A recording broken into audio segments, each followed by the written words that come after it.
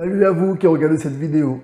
La question du jour nous vient du forum SOS Maths. Elle est posée par Théo qui demande: Bonsoir, j'ai un problème portant sur les inégalités et je n'arrive pas à démontrer le résultat suivant. Soit petit m et petit n, deux réels strictement positifs, tels que petit n est strictement inférieur à petit n. Et soit le réel est strictement positif, petit a. Montrer que 1 plus a sur m le tout exposant m est strictement inférieur à 1 plus a sur n le tout exposant n. J'ai abandonné la récurrence car on n'a pas d'entier. Alors j'ai essayé ça mais je bloque à la fin. Je pars de m strictement inférieur à petit n et 1 sur n strictement supérieur à 1 sur n, donc a sur m strictement supérieur à a sur n, et 1 plus a sur m strictement supérieur à 1 plus a sur n. Ensuite, j'élève à la puissance m. Aïe, ce n'est pas une puissance, on va en parler après. Et je trouve 1 plus a sur n le tout exposant m strictement inférieur à 1 plus a sur m le tout exposant m strictement inférieur à 1 plus a sur m le tout exposant n. Enfin, je voudrais majorer 1 plus a sur m le tout exposant n, mais rien ne marche. Merci par avance pour votre aide. Signé Théo.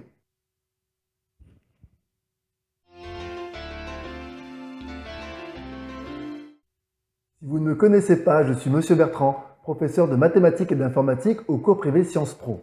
Dans cette série de vidéos, je parcours les forums à la recherche de questions restées sans réponse, parfois même depuis très longtemps. Et évidemment, j'y réponds en vidéo. Si vous aussi cet exercice vous intéresse, mais que vous ne savez pas comment démarrer, je vous propose tout de suite de voir avec moi quelques pistes. Première piste, la fonction exponentielle est définie sur R par l'image de x par la fonction exponentielle est égale à e exposant x. Au passage, e est environ égal à 2,718. Je rappelle ce que je disais au début. Ici, j'ai dit e exposant x, je n'ai pas dit e puissance x, parce que justement, ce n'est pas une puissance, c'est ce qu'on appelle un exponentiel. Parce que x n'est pas un entier, x est un nombre réel. Retenez ça, exposant réel, exponentiel, exposant entier, positif ou négatif, on parle de puissance à ce moment-là. Deuxième piste, la dérivée de la fonction exponentielle sur R est elle-même. Donc déjà, elle est dérivable, et en plus, sa dérivée est elle-même. Pour tout x réel, la dérivée de l'exponentielle de x est donc exponentielle de x. Piste suivante. Pour tout x réel, l'image de x par la fonction exponentielle est strictement positive. La fonction exponentielle est strictement croissante sur R. C'est logique puisque sa dérivée est elle-même et qu'elle est strictement positive. Pour tout a strictement positif et pour tout x réel, a exposant x est l'image du produit de x par le logarithme népérien de petit a, par la fonction exponentielle. On peut aussi dire que c'est e exposant x fois log de a. Quelques rappels maintenant. Soit une fonction petit f définie sur un intervalle grand I. On dit que f est croissante sur l'intervalle grand I si et seulement si a et b sont des éléments de i tels que a est inférieur ou égal à b entraîne que l'image de a est inférieure ou égale à l'image de b. Autre rappel, maintenant f est décroissante sur i si et seulement si a et b sont des éléments de i tels que a est inférieur ou égal à b entraîne que f de b cette fois-ci est inférieur ou égal à f de a. Voilà, nous avons terminé avec les pistes. Si vous voulez essayer de faire cet exercice, je vous encourage à mettre la vidéo en pause et on se retrouve juste après pour la correction. On y va pour notre correction. Hop. Donc ici, il y a pas mal de choses à voir. Notre expression, donc je vais la réécrire. On doit démontrer, c'est 1 plus, comme ça, a sur m le tout exposant m strictement inférieur à 1 plus a sur n le tout exposant n. Alors ici, si on utilise la méthode qui a entamé donc Théo, on n'y arrivera pas. Théo est parti sur une fausse piste, bien évidemment. Alors, je rappelle ici qu'on a A strictement positif, M strictement inférieur à N, et tous les deux strictement positifs. Mais donc je disais ici ça ne fonctionnera pas. Ce qu'on va utiliser ici, c'est tout simplement donc le rappel de tout à l'heure. Si je sais qu'une fonction f est croissante sur un intervalle i, sachant que on a A un élément de i et B un élément de i, alors nécessairement, si A est inférieur ou égal à B, ça implique que f de A est inférieur à f de B. Dans l'autre sens, si f est décroissante sur un intervalle i, ça veut dire que si A est inférieur ou égal à B, alors c'est f de B qui est inférieur à f de A. C'est exactement ce qu'on va utiliser ici. L'expression 1 plus A sur M, le tout exposant M, et de l'autre côté 1 plus A sur N, le tout exposant N, laisse entendre qu'on a une fonction f ici, qui est soit croissante, soit décroissante, on va le déterminer, mais on va étudier, nous allons étudier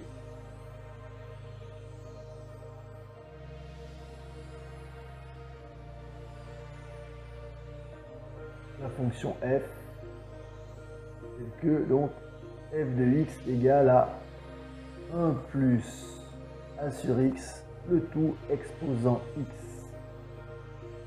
D'accord, pour tout x réel. On va étudier la fonction f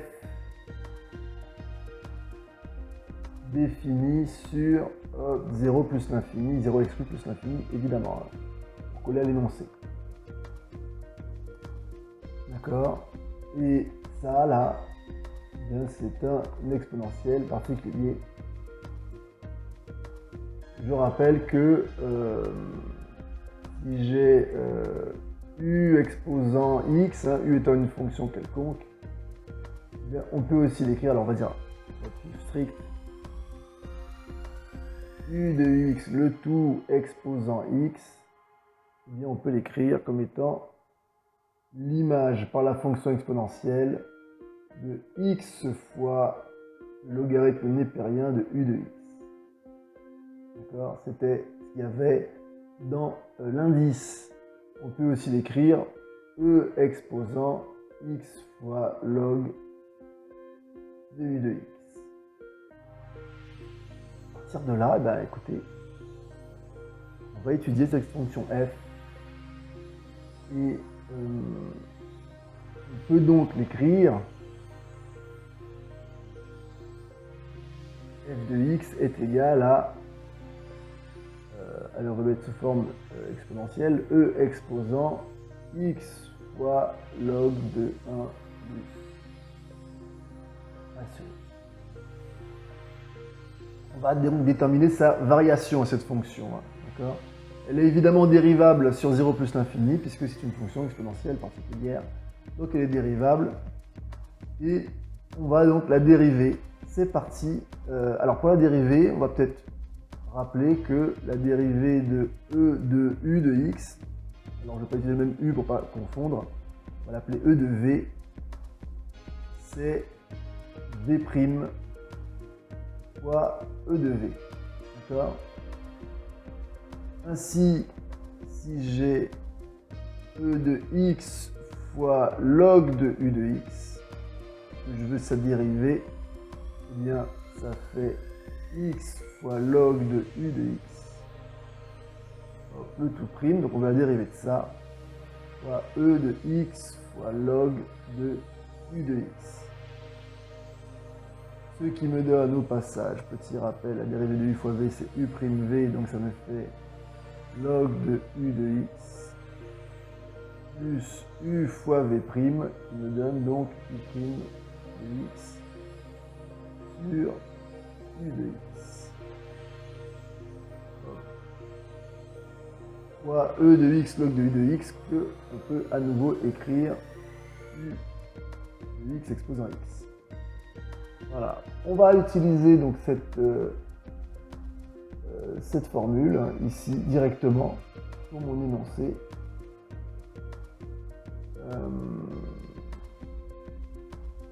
ça me donne, on va f' de x, qui sera donc égal à log de 1 plus a sur x, plus x fois, alors la dérivée de 1 plus a sur x, c'est tout simplement moins a sur x carré, le tout sur u de x qui est 1 plus a sur x.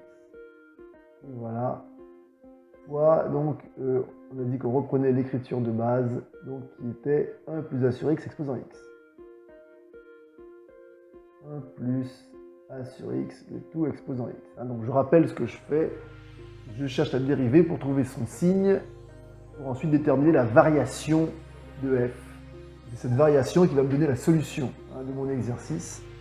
Donc on y va, on va effectuer des calculs. Donc on a log de 1 plus a sur x, alors plus x fois, alors divisé par un nombre et multiplié par son inverse, mais juste avant, on va un petit peu simplifier les calculs. Donc on va mettre au même dénominateur d'abord.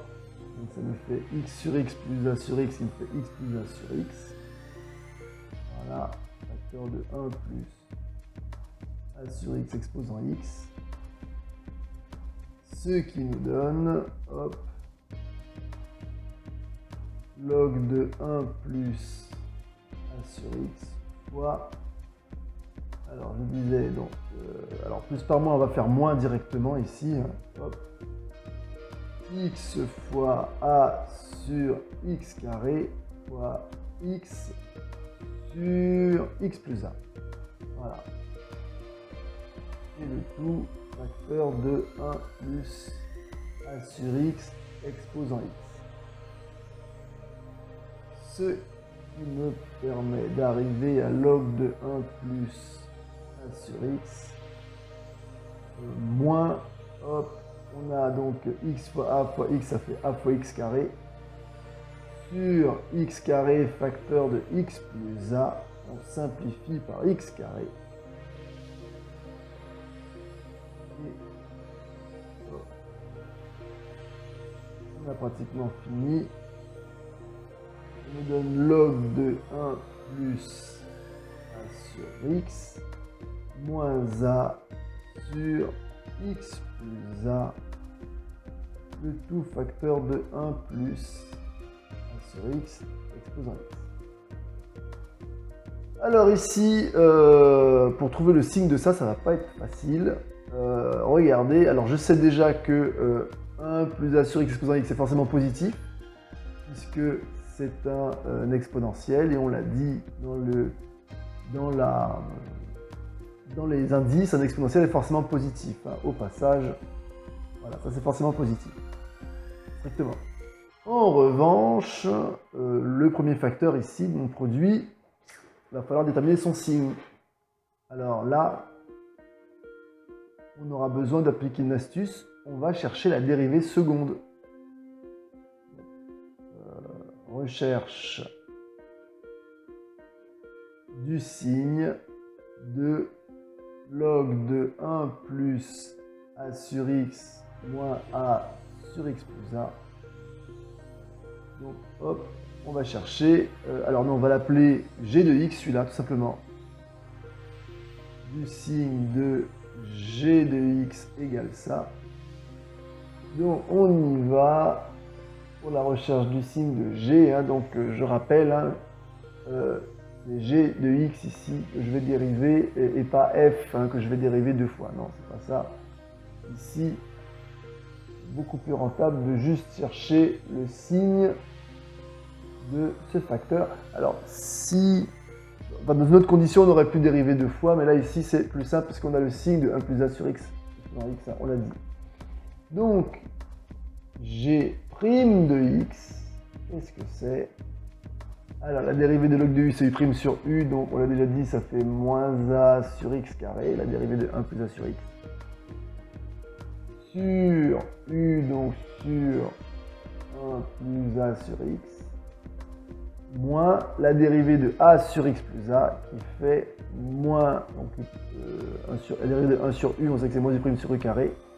Donc ça fait moins a sur x plus a le tout au carré.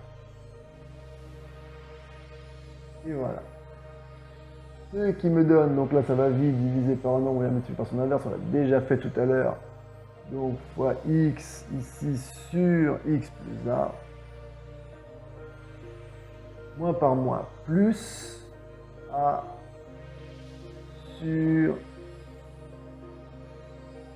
x plus a, le tout au carré. Et donc, on va ici à la fois simplifier et mettre au même dénominateur. Alors on y va. Je fais exprès. Donc on a ax sur x fois x facteur de x plus a. Je simplifie par x ici, exprès.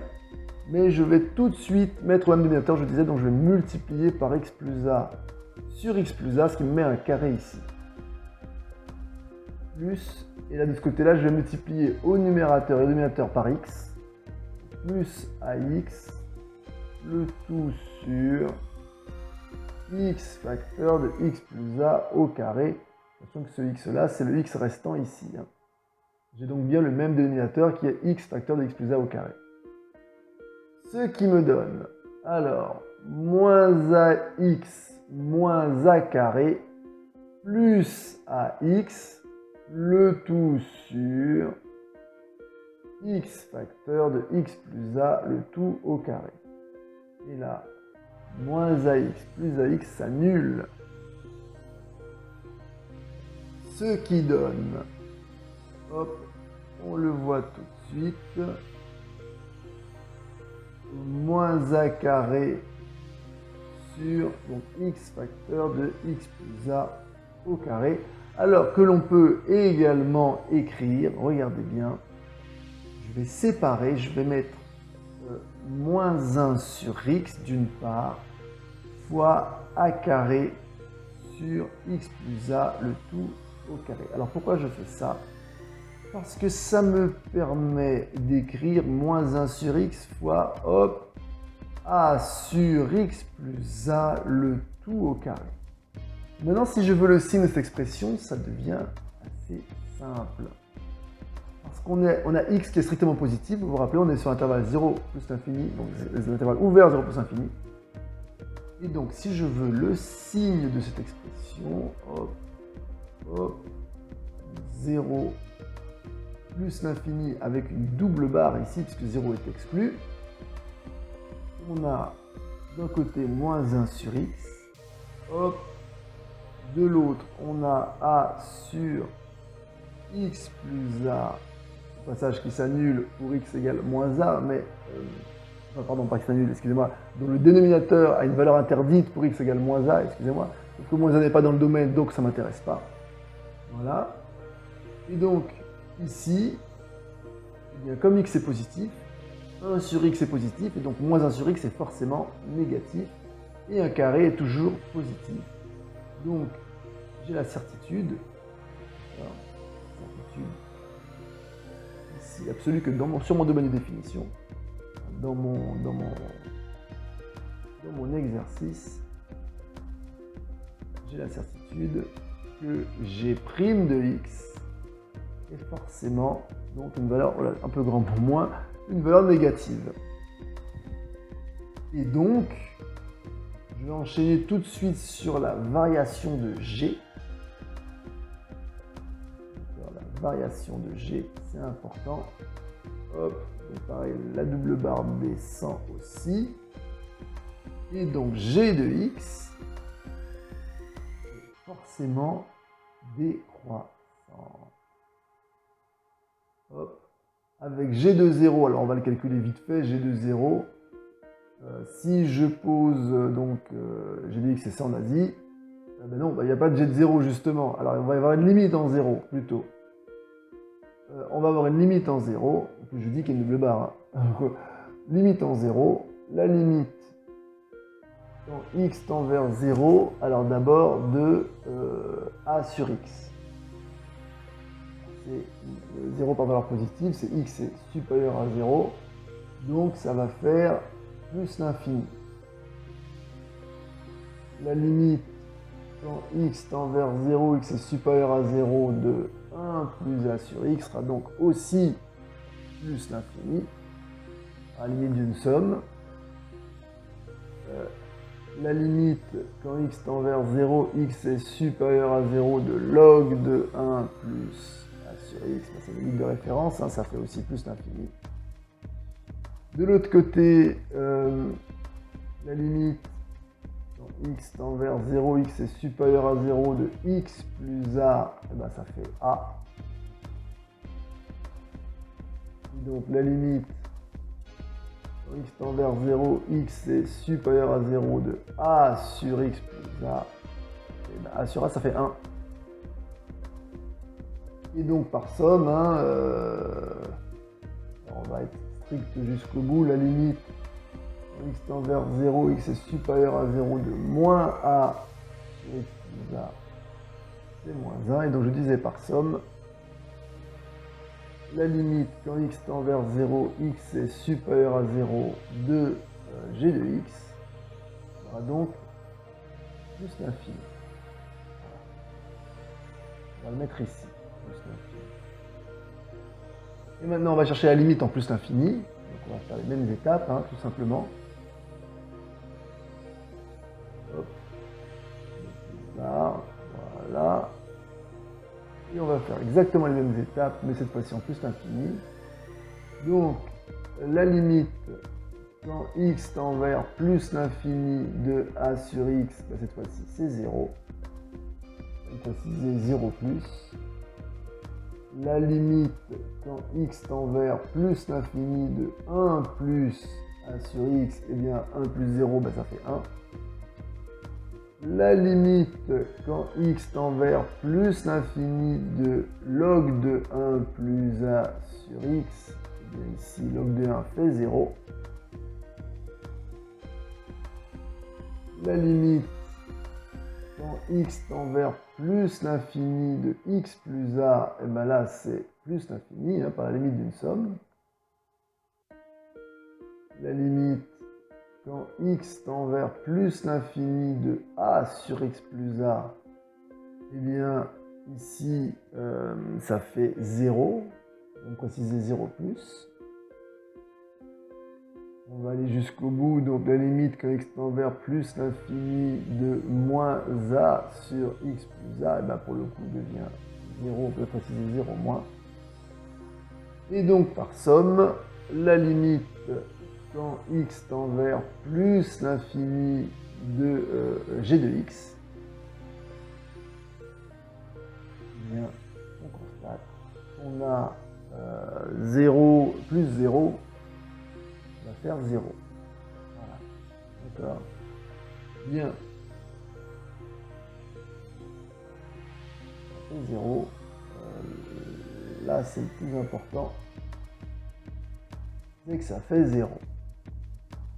Ça sous-entend que on a une asymptote ici, comme ça va plus l'infini, g de x, donc tend vers 0, une asymptote horizontale, je cherchais, une asymptote horizontale d'équation y égale 0. Ça sous-entend que ma courbe ici ne va pas aller sous la valeur y égale 0. Alors pourquoi? Je vais préciser quand même. C'est pas à cause de la limite, c'est à cause de la combinaison entre la variation et la limite. Hein, c'est les deux ensemble. Parce qu'ici, on voit que c'est strictement décroissant, d'accord? Et ça, donc ça tend vers, et donc la fonction tend vers 0. Si elle faisait, voilà, si elle descendait, elle remontait, j'aurais pu dire que ça peut descendre en dessous éventuellement, mais là, non. Ici, clairement, elle est strictement décroissante jusqu'à 0. Et donc, on a la certitude que g de x, donc g de x est supérieur ou égal à 0. On peut dire strictement supérieur à 0 pour tout x de l'intervalle 0 plus l'infini. Voilà. Waouh! Ça y est. Hein. C'était long, hein, j'avais dit que c'était pas simple. Mais on le tient. Parce que maintenant qu'on a g de x qui est positif, eh bien je peux faire le tableau de f'. Et le tableau de f', hop, on va le faire ici, juste à côté, je vais faire une barre. Voilà.